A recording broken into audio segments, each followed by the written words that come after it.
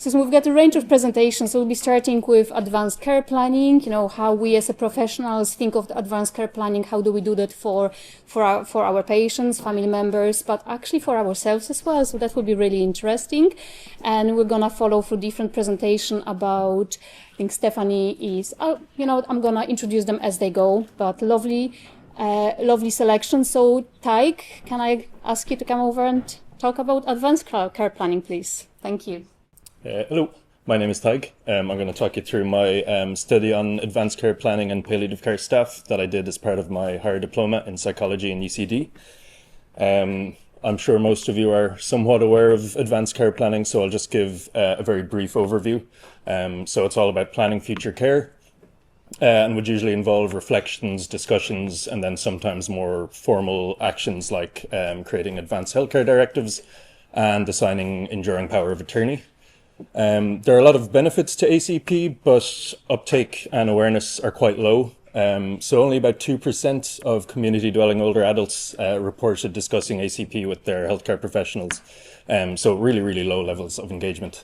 And in terms of legislation in Ireland, it's also quite recent. So the Assisted Decision Making Act from 2015 was only fully enacted in 2023. And the ACP policy in Northern Ireland was only introduced in 2022. So it's all quite recent in Ireland. So for this study, we did an online survey of palliative care staff, and we had 105 responses. So there were kind of three parts to it. Firstly, because ACP is a collaborative process usually, and involves normally the individual in question, their loved ones, and their healthcare provider, we wanted to kind of measure and compare engagement as palliative care staff engage in ACP in each of these kind of roles. So their own personal engagement, supporting their loved ones, and then guiding their patients. We then kind of explored relationships between ACP across these three contexts and various psychological variables. And then finally, we had an open-ended question kind of asking to compare ACP for self versus others, and that helped us kind of contextualize the quantitative data. So in terms of our findings, the main thing was that engagement was highest for patients and it was lowest for self. And you can see in the bar chart there that it's out of a maximum of 5. So for patients at 4.6, it was really, really high. And responses to our open-ended question kind of echoed what we see in that graph, where participants were saying that because of age and their health status, they weren't really considering ACP for themselves very much. They did show really positive perceptions of it, and did consider it a really important part of their professional roles. And you can see that about 80% of staff reported discussing future care with their patients, so really, really high. In terms of our psychological variables then, we just found that fear of death was negatively correlated with ACP for loved ones and for patients, and then palliative care self-efficacy was positively correlated with ACP for patients, and all the other relationships we looked at there were non-significant. So then in terms of just some conclusions that we can draw from this, we can see that ACP in palliative care seems to be more common than in other settings in Irish healthcare. I'll refer you back to that 2% of adults in the community who reported discussions with ACP versus the 80% of participants here. They're two different sides of the coin, but definitely a huge gulf there. There is a perception that ACP is really just for older individuals or those with life-limiting conditions. But both pieces of legislation I mentioned earlier say that ACP is for anyone above the age of 18, regardless of their health status. So there's a bit of a contrast there. And then finally, in terms of some of the next steps, interventions generally that target awareness for the general public would be needed, but palliative care staff obviously are aware of ACP and have shown positive perspectives of it. So we're seeing that awareness isn't really translating into action, especially when it comes to kind of the more formal parts of ACP, like signing advanced healthcare directives. So for next steps, like research into kind of the barriers to ACP and especially how to overcome those would be really, really valuable to ensure that there is kind of an uptick in engagement in ACP, because it's obviously a really important and really beneficial process. So with that, I will finish up, and thank you very much for having me, and thank you all for listening. Hi everyone, my name is Niall Manklow. I'm Research Manager at Galway and Mayo Hospice, and I'm here today to speak to you about a model of integrated palliative heart failure care that we've been working on in our region. So it's been important for us to ensure that our approach is guided by existing policy, so that our evidence can build on the great work that's been previously completed in this area. And as Cassia said, there's even some here today in one of the posters. International policy recognises that integrated models must focus on facilitating delivery of palliative care by non-specialists where possible, and that we must conduct research to capture the efficacy of these models. Nationally, Sláinte Care outlines that the delivery of integrated care requires both horizontal coordination through interdisciplinary collaboration and inter-service working, as well as vertical coordination between primary, secondary and tertiary care domains. We knew also that our model of care must fit within the recommendations of our National Adult Palliative Care Policy, and we believe that the creation of an integrated forum model allows specialists to support non-specialist providers in assessing palliative care needs effectively, empowering them to meet these needs when appropriate, and providing a clear pathway for referral when necessary, thereby ensuring that the right care is delivered at the right time. We needed to also keep in mind recommendations of the National Heart Failure Model of Care and how it advocates for a community-based approach to the management of palliative needs, and that we therefore needed to ensure that those at that level of service delivery were centrally involved in our collaborations. So in mid-2021, our local heart failure service in Galway approached our hospice seeking guidance in addressing palliative care needs for patients living with advanced heart failure. And following this, an interdisciplinary regional forum was established to guide the collaboration between the services. Our main aim was to enhance the quality of life for those living with advanced heart failure, and to do this through the development of an integrated service featuring joint management, educational initiatives and supportive frameworks to help ensure effective assessment and treatment of palliative care needs for this population. So how is our model being implemented so far? When designing our model, we concentrated on incorporating vertical and horizontal integration, as recommended by Sláinte Care, with representation from each discipline and service involved in care across acute, inpatient, community and outpatient settings. Our forum has since expanded, both geographically and in terms of the range of disciplines involved. The involvement of GPs has been particularly beneficial and has given us a greater understanding of the challenges of primary care management for these patients.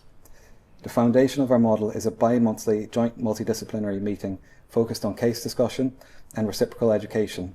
This has facilitated the growth of professional relationships and supported further communication between the services outside of the formal model. We developed a cause for concern trigger tool. This was based on existing literature and expert consensus and was used to prompt patient referral for discussion at our bi-monthly meeting. This tool is supported by the integration of PCOC, Palliative Care Outcomes Collaboration, within the community heart failure services to help empower those nurses in their recognition and assessment of palliative care needs. And we are seeking to assess the impact and acceptability of this integration and further validate the use of our tool. We have developed an electronic palliative symptom management prescribing guidance document to facilitate appropriate management of palliative heart failure patients by non-specialist prescribers in acute hospitals, and this has been shared through education sessions delivered across this setting in our region and is now available on the Hospital Body app. Our main research output to date has been the 2-year retrospective cohort study PAIR-HF that we completed earlier this year. This was an analysis of advanced care planning and palliative care referral rates amongst 164 patients who died under the care of the regional heart failure services, and this has given us a good baseline picture of how care needs were being met prior to the introduction of our model. So what's next? Clinicians identified the necessity for a collaborative model within the region, but we feel that it is crucially important that we embed the patient voice within our research as we move forward to ensure that we are focused on what is most important for our patients and their families. We are planning prospective research to assess how the interventions to date have impacted our services and the patients. We hope to assess how this model may be applicable as a shared care approach to a shared care approach to other non-malignant, life-limiting conditions. And importantly, we aim to influence policy through support for earlier integration of a palliative care approach, ensuring that the patients at level 2 and 3 of the integrated heart failure model of care seen here have their needs met when required. Too often, palliative care only becomes part of the discussion as a patient with advanced heart failure imminently approaches end of life in an acute setting, and we believe that this can result in a missed opportunity for support and planning. Thank you. Hi, my name is Lorna Sweeney. So I work on the National Care Experience Programme at AIIHPC. Just to flag from the outset, so I didn't actually work on the National End of Life Survey myself. I'm here today representing colleagues who did work on the survey but who couldn't attend today. Just to also flag that I mistakenly thought I had 5 minutes, so I'm going to have to give an even quicker run through of this presentation than I thought. But yeah, so I'm going to just talk about, just very briefly, about some specific findings within the National End of Life Survey that looked at bereaved people's experiences of coordination of care in end of life care.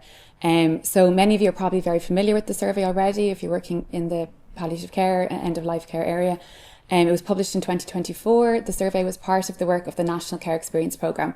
So we're a partnership between HIQA, the HSC and the Department of Health.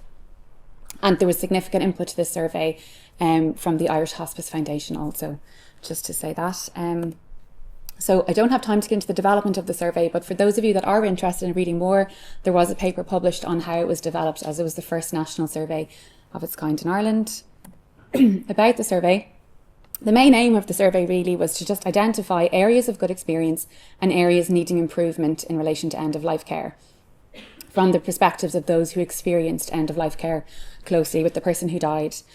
And the purpose of the survey, and all of the surveys that we do on the National Care Experience Programme, is really to inform quality improvement efforts then within healthcare services, and also to inform policy in terms of informing the work at the Department of Health, and also to inform the development of standards and guidance in this area.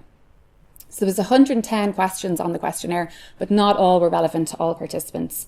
And it looked at care provided in the home, in nursing homes, hospitals and/or hospices in the last 3 months of life. And also overall experiences of care in the last 3 months of life and overall experiences in the last 2 days of life.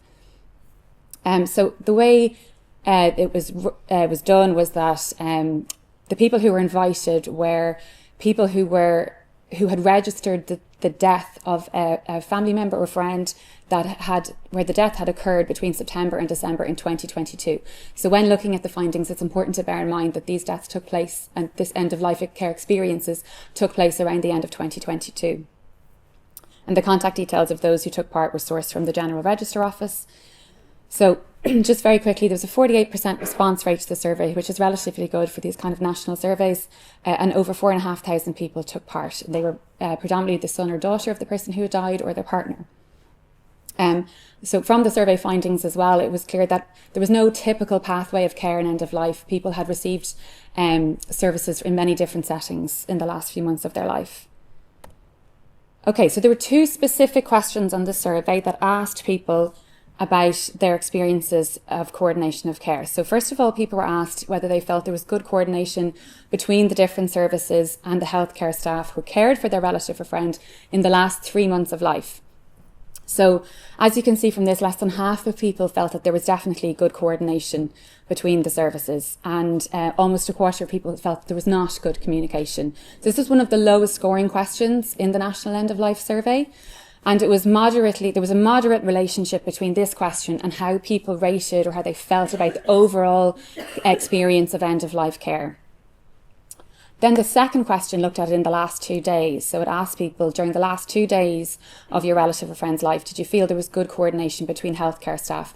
And as you can see, there was a much more positive response to this question, where almost 3/4 of people felt that there was definitely good coordination between healthcare staff in the last 2 days of life. So this question had a higher score, and this question was strongly coordinated or strongly correlated. So there was a strong relationship between how people responded to this question and how they felt about the overall experience of end-of-life care. There was a couple of open-ended questions in the survey, and they asked people about, what was good about the end-of-life care that their loved one received and what could be improved. So there was a lot of comments, there were thousands of comments in response to these questions. And while some people did say that they had positive experiences of coordination of care around end-of-life care, a lot of the comments relating to coordination and kind of communication between services were actually in terms of what could be improved, what people felt could be improved upon. So many of the participants recognised that while individual healthcare staff, did their best and did a lot of work for their loved one, they felt that often there was communication lacking between different healthcare staff or different services around care in the last few months of life. So again, just very briefly, just some of the issues that were highlighted around communication from the hospital to the palliative care nurse about specific issues, communication between different disciplines and teams, between different hospitals, even, for example, say people saying things like, the matter public, matter private, not communicating with each other, not to focus on the matter, but just as an example of the kind of comments that people were talking about. And then for those who were receiving end-of-life care at home, by coordination between community care teams and access to out-of-hours medical help when the GP was unavailable. And just to flag the response from the HSE, which is available on our website, and that all of the anonymised, aggregated end-of-life survey data is there within the National Care Experience Programme. So for early career researchers or anyone interested in secondary data analysis, you can contact us to seek the data for further analysis. Thanks very much.